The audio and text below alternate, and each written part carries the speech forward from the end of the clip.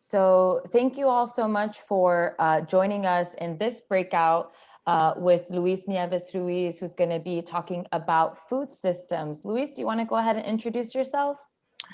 Welcome, everyone. Yes, my name is Luis Nieves Ruiz. I'm currently the Economic Development Manager for the East Central Florida Regional Planning Council, and I will be giving you a briefing of some of the programs and some of the strategies we started in the council to further local food systems. I always like to start a presentation by talking a little bit about who we are.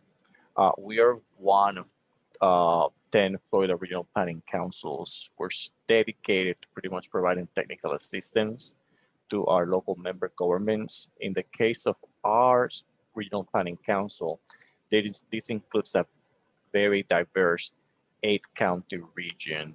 We cover everything from Metro Orlando, some of the inland counties, including the villages, and also the coast of Brevard and Volusia counties. Our program started around, I will say, about 2015.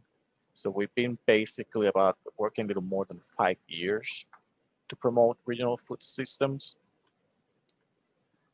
So I wanted to start with a conversation of what is food systems planning, or at least the way we're thinking about it. Food systems planning includes all the activities that are related to food. It could be growing, processing, distribution, consumption, disposal. It's a very interesting discipline to get into, but it being so all-encompassing, it can be very frustrating when you just started joining in. In my case, because of I was introduced to the topic about 12 years ago, and I ended up letting myself into the area that I was most familiar with. Being a person interested in economic development, I look at food production, which is more the growing, processing, and distribution parts of the analysis. So there are mainly 5 activities we've been concentrating our efforts on. We're talking about mapping food production assets. We've been planners. We really focus on evaluating regulations. We're also trying to build stakeholder capacity. Uh, and lately, been working harder to addressing food access issues and foster entrepreneurship and economic revitalization in distressed communities. I've been working now in food systems, like I said, for about 12 years. And how I started here was preparing maps. People love the maps. So we've been kind of inventorying the food assets in our region, which on one side is the land dedicated to food production. And on the other hand, was actually inventorying those food production businesses, which are the farms and ranchers, processors and distributors. This specific project, like I said, we've been doing this for years. My first grant came from the Florida Department of Economic Opportunity, and that helped me to prepare an assessment from Orange County. And they paid me for another grant to do one for Seminole. Those are kind of the central counties, as you see here. In 2008, though, I was selected as Regional Food Economist Fellow by the Wallace Center at Green Rock International. They're a national organization that promotes food systems. And with that, I was able to create a whole inventory for our 8 counties. And like I said, our region is very diverse. So out of that, we created this first step, we created this very interactive tool called the East Central Florida SETS dashboard. This is available for free. You just Google East Central Florida SETS dashboard, go under like regional food systems. And here you will have like an inventory. And what we do, we created a very robust inventory. We identified over 620 businesses that are either farms, processors, distributors. We have their location, and we also have some basic information. So for example, this one in Lake County, you can tell that this is a farm. It produces mainly citrus. and it's located in Lake County. Let's look at another one. If you look at this one, this is a food distributor. It doesn't distribute ethnic food, but it actually distributes packaged food. That means that it's actually food that doesn't have to be stored in the cold and it's not fresh. The main product is snacks, and they have the description, they're kind of the snacks category of general groceries. Going back to our presentation, we also try to strive, we're a planning council, so my background is in urban planning, even though I work in economic development. But my background in urban planning gives me an understanding of how to work with zoning and land use regulations. As part of the project with Wallace, we evaluated and audited the zoning codes of East Central Florida's 35 largest jurisdictions to try to understand how they were regulating food uses and whether they were including them or not. Like this chart here shows the main counties. Anything that is with a P is permitted. Conditional use is something that may be allowed if it goes to a board of some sort that approves that permit, and then accessory is the A. So if you can see here, there's a lot of X's, which means that a lot of the food uses are not even mentioned in a lot of our codes. From our experience as planners, if your use is not identified in the land use code, it's going to be very difficult for that use to be permitted. You'll have to jump through a lot of hoops when you actually have to call your supervisor to kind of help. So what you want is to have zoning codes that actually incorporate food uses and describe it in the best way. When we talk about building stakeholder capacity, some of you may be familiar with what is a food policy council. Ours was founded in 2013. Our organization was one of the founding members, but this is led by the city of Orlando. And our goal here was to build capacity among all the members of the Farm to Table network. We want to increase access to healthy food and educate the public about regional food systems. I can say that we're probably, in my opinion, we are probably the strongest food policy council in the state of Florida, and we're very proud of that. These pictures is actually from a farm tour that one of our members, Hannah Wooden, organized. We had about 45 people, a lot of public officials, just to introduce them to regional food, different sectors of the food system, and let them understand that this is an important sector that we need to preserve. We also have been very involved in trying to lead community development programs. Cycles and Sprouts was created about 2 years ago. It was part of like grant, Cultivating Healthy Communities grant from the Aetna Foundation. And we actually partnered with an organization called Cayley Square, which is in an area of Orlando called Holden Heights. This is it's one of the most distressed communities in the Orlando region. It kind of includes part of Orlando and an unincorporated Orange County.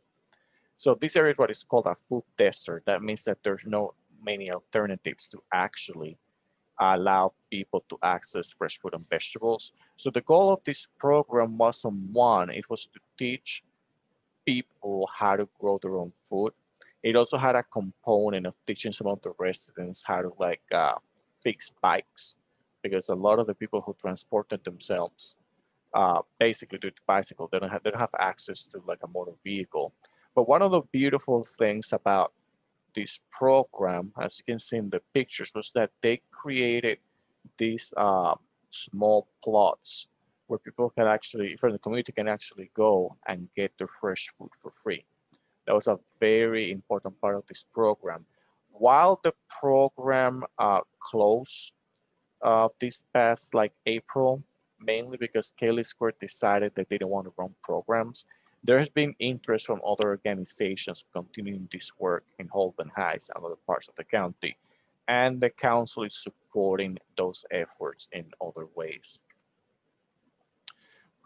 As part of our process, we already talk about how we try to address food access in food desert communities.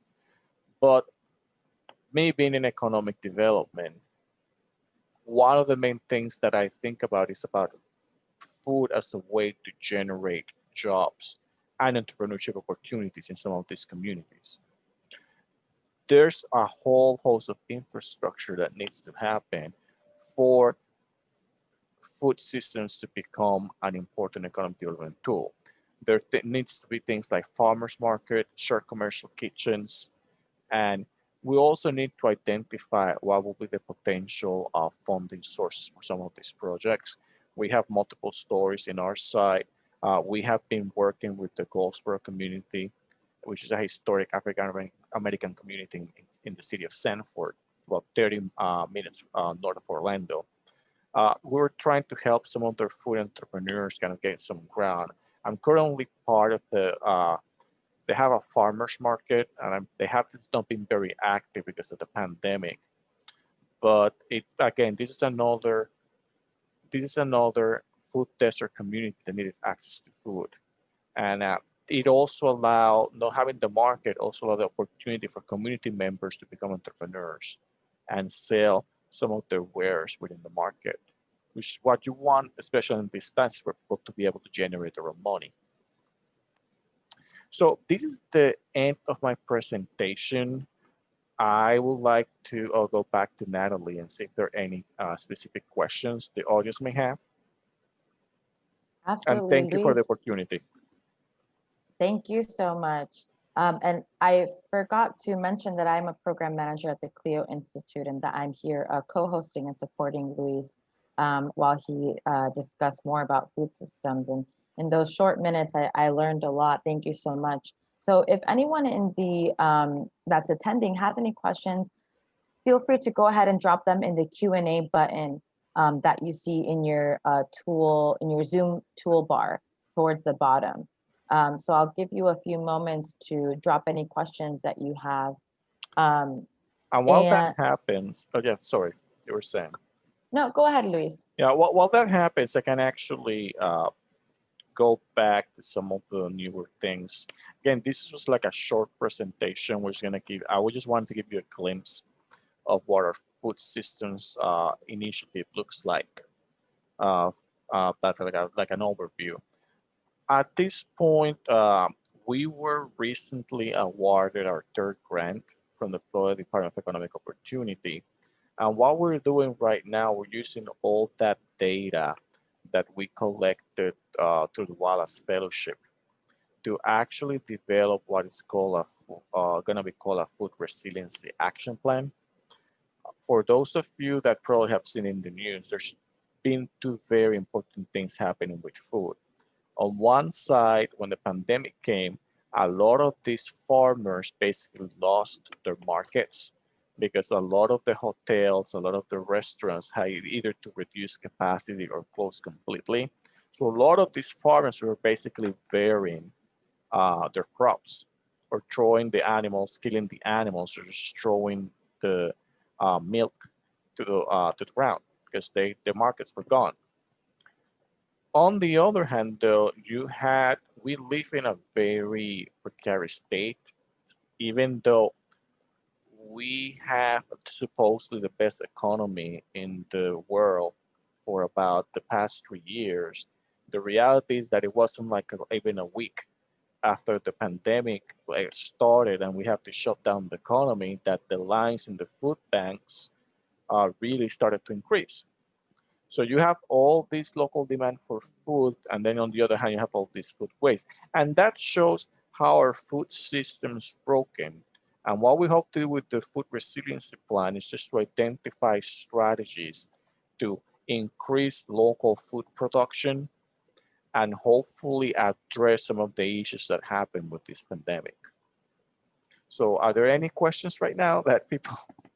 Yes, there are. And thank you so much for bringing that up because One of the first things that came to my mind was the fact that at Clio, we discuss a lot the fact that 30 to 40% of the food produced in the US does become food waste.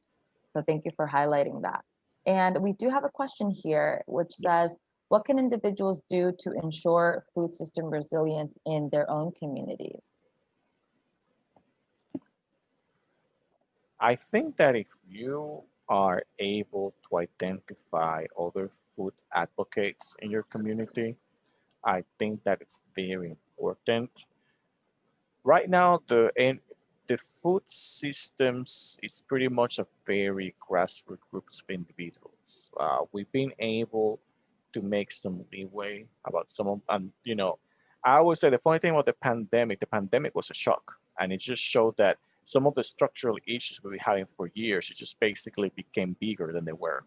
So as an individual, I think that what you can do is find other advocates in your community that are interested in the subject, and then try to learn how your local government is basically regulating these food uses.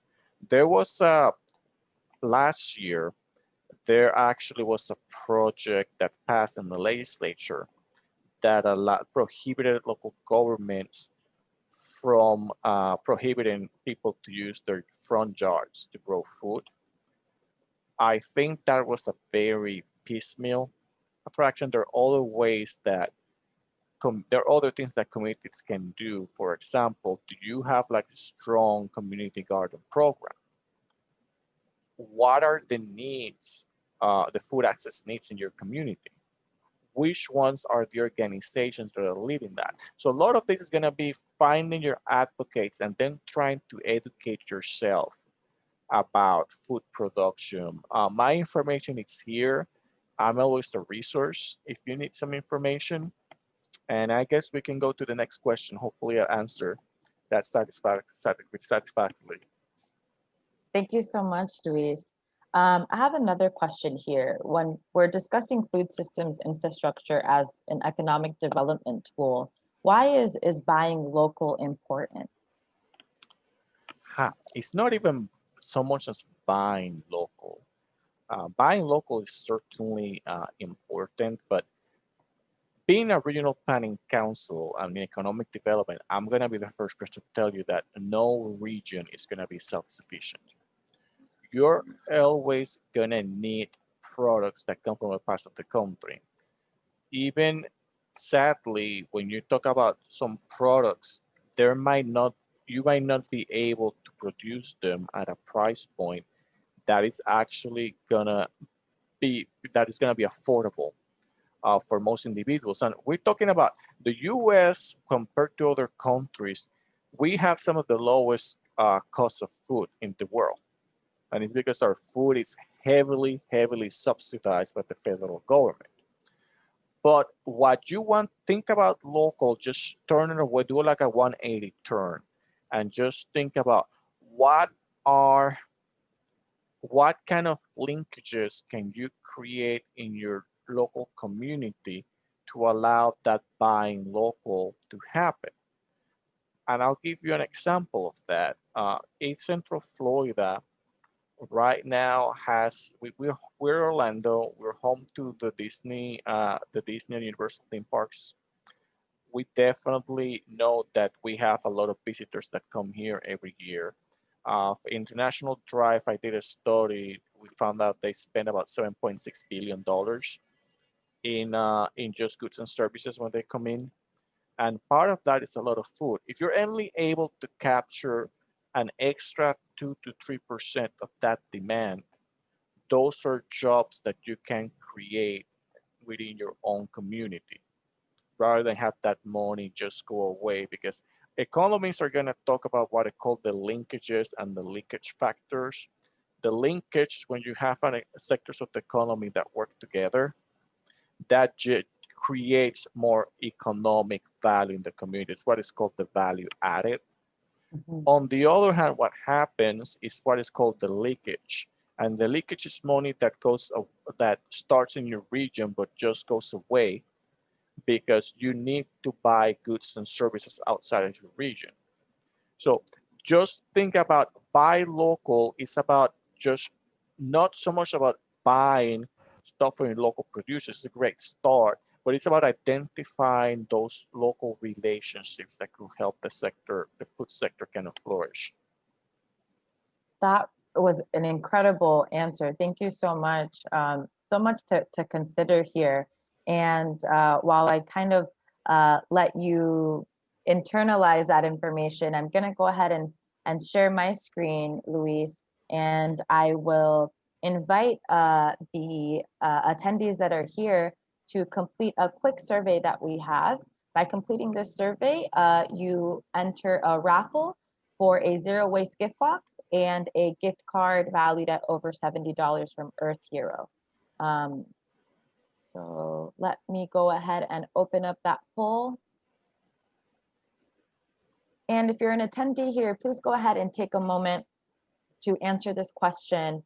There's about 10 questions. They're all multiple choice. Please go ahead and take a minute to review the questions and respond so that we can collect that feedback from you.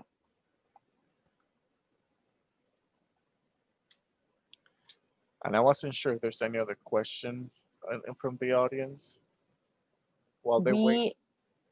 We had another question which was similar to the first one, and it was just asking for more tools about how people can participate in their community to advocate for food systems that are better in alignment with climate solutions.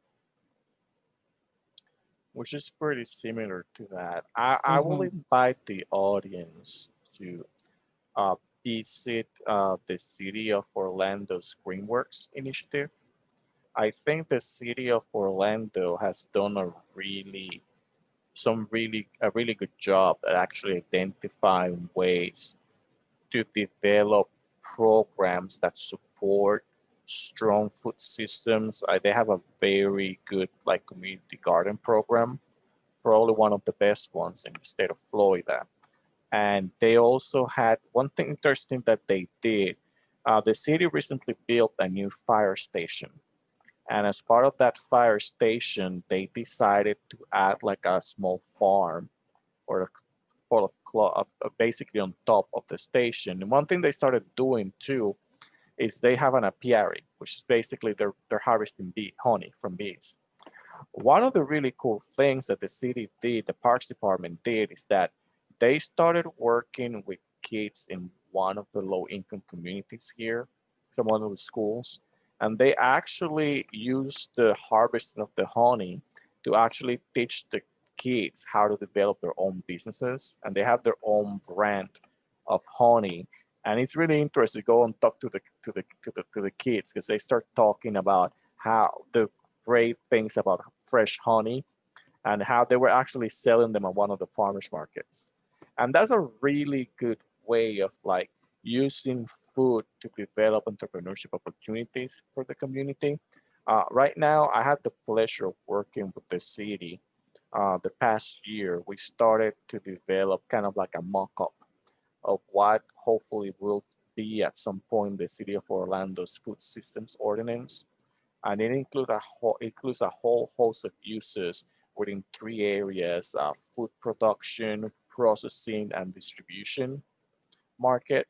So hopefully that will be the way. We also sort of like influence Orange County, which is our largest unit of government, over 1 million residents. And they also started kind of the mock-up of doing like an urban agriculture type of ordinance, and then it's probably going to be indoor agriculture. This is a very early stage. We don't know how it's going to turn, but there's been an increasing interest in doing that. Any residents that are interested, again, try to identify if there are any either food policy council or food access organizations within your county. There's also the Florida Food Policy Council. They provide some really interesting education tools. If you want to learn about that, I'm not sure. I'm not a member anymore, but so I'm not sure if they're free. But that's another really good opportunity to learn more about the subject. Perfect. Thank you so much, Luis, for expanding on that. This was such a privilege to hear you talk about this and such a, with your experience that you have. And with that, I wanted to just once again thank Luis for joining us, and thank you for all the attendees for joining this breakout session and for supporting the first day of our symposium. We look forward to seeing you tomorrow, where we're going to be welcoming Dr. Catherine Hayhoe, and she is going to be discussing some more of the linkages between climate and health. Thank you all so much for joining, and I look forward to see you tomorrow. Have a great rest of the day. Bye, Luis. Bye.